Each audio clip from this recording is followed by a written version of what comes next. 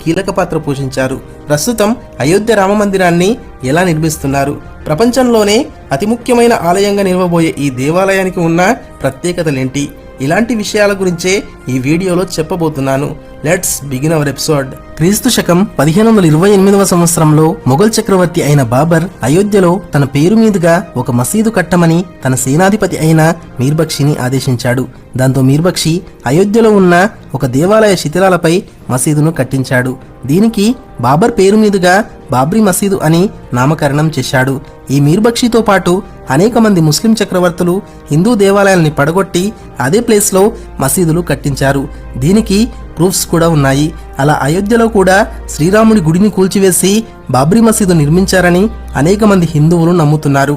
అప్పటి నుండి హిందువులు బాబ్రీ మసీదుకు ఎదురుగా చెక్కలతో ఒక చిన్న దేవాలయాన్ని నిర్మించి అందులో సీతారాముల విగ్రహాలను పెట్టి పూజించేవారు.